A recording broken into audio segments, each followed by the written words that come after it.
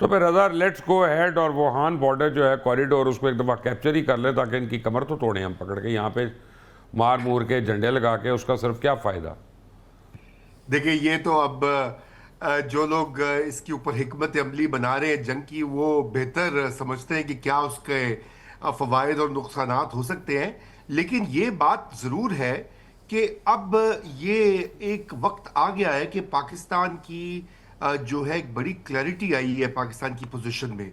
देखिए बहुत सालों से हम इसी तजब्जुब का शिकार रहे हैं कि क्या हमें किस तरह से हैंडल करना है ये तालिबान और टीटीपी के प्रॉब्लम को। और अब तो ये मामला और भी कंपाउंड हुआ है क्योंकि हमने देखा है कि वहाँ पर अब दाइश जो है उसको भी ठिकाने मिले हुए हैं, जिन्होंने ताज़ा तरीन हमला किया पाकिस्तान के दारुल हुकूमत में। और वो अफगान सरजमीन की से ही वो ऑपरेट कर रहे हैं। और फिर बीएलए जिसका भी आप हम देख रहे हैं कि बलूचिस्तान में शोरश और ये कि चाइनीज़ जो इन्वेस्टमेंट है और चाइनीज़ पाकिस्तानी जो कॉपरेशन है माशी लेवल के ऊपर, उसका मुस्तकिल हदफ बना रहे हैं। मतलब अफ़गानिस्तान की जो मौजूदा हुकूमत की पॉलिसी है वो हर तरह से पाकिस्तान को कमज़ोर करने के लिए और उसके बदतरीन दुश्मनों के साथ गठजोड़ करके एक पूरी बाकायदा प्लानिंग का मंसूबा है। तो मेरे ख्याल से जो अच्छी बात होती है बाज़ औक़ात हालात और वाक़यात इसी तरह से मुल्कों और कौमों को एक क्लैरिटी अता कर देते हैं, और यही पाकिस्तान के साथ हो रहा है कि अब पाकिस्तान की इस वक्त की इस्टेब्लिशमेंट की जो पॉलिसी है वो बिल्कुल क्लियर है। पहली बार लग रहा है कि एक वाज़े और दो टोक पॉलिसी अपनाई गई है, उसमें कोई इबहम और किसी किस्म की कोई कन्फ्यूजन नहीं, जो हमें माजी में दिखाई दी बदकिस्मती से, और उसी का आज हम भुगत रहे हैं। जी मुबशर भाई। नहीं, क्या छितर परेड कर लेंगे हमारे एसएचओ जो है हर जगह पे अफगान से घुसे हुए हैं बिलों के अंदर, ये वो। मैं कहता हूँ कि ये इतना अच्छा फैसला है कि मुझे तो इतना बिलीव है कि एसएचओ की मर्जी के बगैर कोई अफगानी जो है ना वो आधा ग्राम चर्स नहीं बेच सकता किसी इलाके में। तो एसएचओ जो है ना उसके फिंगर टिप है। इससे पहले मैं लाहौर की अगर बात करूँ तो सीसीपीओ से 2 दफ़ा मेरी बात हुई। उसके बाद जो है पंजाब की सतह पे, फिर सिंध की बात करें तो ये जो डाटा है इनका वो तो कंपाइल कर लिया गया था और इनके नंबर्स भी सामने आना शुरू हो गए थे।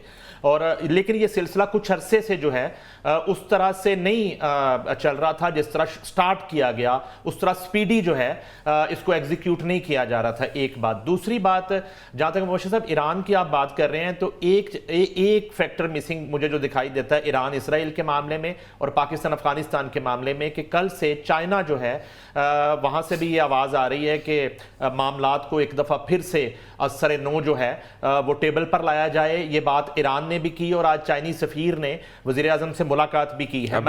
मगर दूसरी तरफ अगर आप देखें तो ईरान इसराइल के मामले में और ईरान अमेरिका के मामले में कहीं कोई मसालती रोल, कहीं कोई मसालती जो है ना वो ख्वाहिश या कोई आवाज नहीं आ रही। रशिया ने ऑफर किया ना, को मान ही नहीं रहा। क्यों जी अपना जनाब सुरवर्दी साहब, मैं एक बड़ी अनपॉपुलर बात करने लगा हूँ, बड़ी अनपॉपुलर बात करने लगा हूँ। और मैं पहले से एतराफ़ कर रहा हूँ, मैं तो सीसीडी का फ़ैन हूँ और पंजाब को प्रैक्टिकली क्राइम फ्री कर दिया है सीसीडी ने। मैं तो समझता हूँ इनका दायरा कार बढ़ाएं पूरे मुल्क में, और ये अफगान जो है ना ये सीसीडी का टारगेट बना दें और आप देखें फिर क्या होता है। देखें, आप एक पॉपुलर वर्जन, आप अनपॉपुलर बात नहीं कर रहे, आप पॉपुलर बात कर रहे हैं।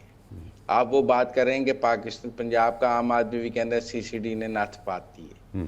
लेकिन मैं ये कहूँगा कि अब ये कानून मकबूलियत के ताबे है या मकबूलियत कानून के ताबे है। अच्छा काम गैर कानूनी तौर पे किया जाए तो कितना ठीक है, और अच्छा काम कानूनी तौर पे किया जाए तो कितना ठीक है। लेकिन मैं समझता हूँ कि ये हमारे निज़ाम इंसाफ पर एक सवालिया निशान है कि हमारी अदालतें इंसाफ नहीं करती, और ये सीसीडी जो है ये पाकिस्तान के निज़ाम इंसाफ पर अदम एतमाद का सबूत है।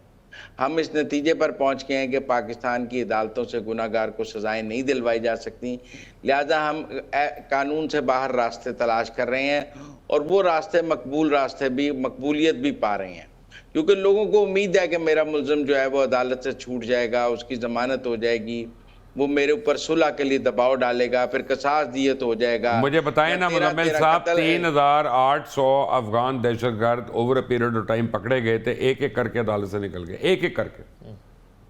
सर केपी का कन्विक्शन रेट 0 है।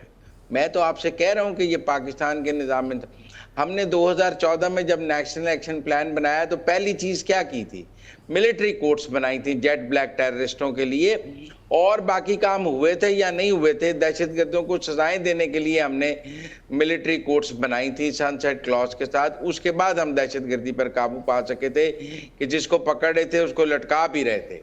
आज हम क्या मिस कर रहे हैं, आज हम दहशतगर्द पकड़ भी लें तो उसको सजा नहीं दे पाते हैं, क्योंकि हमारे पास दहशतगर्दों को सजाएं देने के लिए वो अदालतें मौजूद नहीं है फेसलेस, जो दहशतगर्दों को सजाएं दे सकें।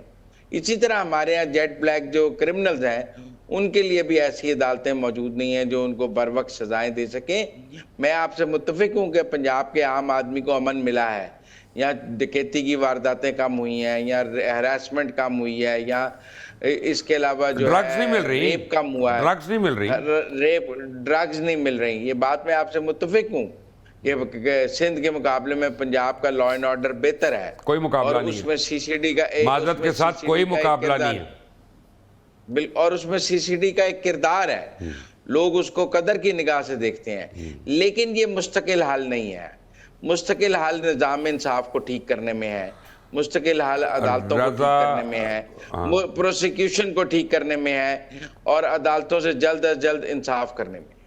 रज़ा, बात यह है कि हमारे हुक्मरान जो है ना वो वॉकड अप रहे हैं। मैं अगेन एक ऐसी बात याद कराने लगा हूँ जो बहुत तकलीफ दे है, बहुत ही पेनफुल है, और मैं तमाम नाजरीन से माफ़ी मांग कर मैं ये बात करने लगा हूँ। रज़ा, याद करें APS का सानिया होता है, हमारे बच्चे ज़िबा होते हैं, आपके लीडर ने क्या किया, 2 दिन के अंदर शादी कर ली, यानी वो ठीक है, और 5 दिन बाद अनाउंस कर दी। मेरा मतलब है आप अपनी प्रायोरिटीज़ देखें, हौसला देखें, दिल देखें, अल्लाह रहम करे। रज़ा, जब इस तरह से हमने हरकतें करनी हैं तो इन अफ़गान्स को शय तो मिलनी थी ना। देखिए मुबशर भाई, आप तो माजी की बात कर रहे हैं और वो भी बड़ी तल्ख एक बाब है, लेकिन आज की बात कीजिए। मैं पिछले 24 घंटे 48 घंटे से सोशल मीडिया के ऊपर जो तमाशा और बेशर्मी का मुजाहरा देख रहा हूँ कि मुझे खुद यकीन नहीं आता कि जिस तरह की बहुत सारी बातें पाकिस्तानी अकाउंट्स कर रहे हैं जो कि एक सियासी जमात के साथ मुंसलिक हैं, उससे सिर्फ शर्म ही आती है कि इस तरह के मौके के ऊपर अपने मुल्क और अपनी रियासत को कमज़ोर करने की दुआएं करना भी किस लेवल की मैं समझता हूँ ज़िल्लत है, और कोई लफ्ज़ नहीं है उसके लिए। क्योंकि एक मौका होता है, अगर आप नहीं भी इत्तेफाक करते, आपको हुकूमती पॉलिसियों से इख्तलाफ होता है या रियासत के कुछ कामों से भी आप समझते हैं कि वो बेहतर होने चाहिए, लेकिन कुछ मौके ऐसे होते हैं कि वहाँ पर आपको खड़ा होना पड़ता है अपने मुल्क के साथ। और यहाँ पर ये आलम है कि अभी भी वही गुफ्तगू जारी है और वही उसी तरह की जो हमने मई 2025 में उसका मुजाहरा देखा था, कि जब तो बाकायदा कुछ लोग तो ये कहते हिंदुस्तान को कि आके पाकिस्तान को फतह कर लो, शिकस्त दे दो पाकिस्तान को। अभी भी कुछ ऐसी मैंने वो खबीस आपके साथ ही बैठे हैं इस वक्त, उधर 5 घंटे की ड्राइव पे हैं उन्होंने वो खबीस लोग हैं रजा वहाँ साहब, पे। वो तो एक आज ये कह रहा था कि पाकिस्तान जो है ना वो एक कमजोर दुश्मन पे पाकिस्तान ने चढ़ाई कर दी है, वो वहां आज व्लॉग कर रहा था, और उसको ये शर्म नहीं आ रही कि जब ताकतवर दुश्मन के साथ हम लड़े थे। जब फेक डॉक्टर साफी बनेंगे तो ऐसे ही होगा ना। और वो डॉक्टर जिसने अपने दोनों माँ बाप को कत्ल किया अपनी जायदाद बनाने के लिए, नईम साहब, जी एग्जैक्टली, ये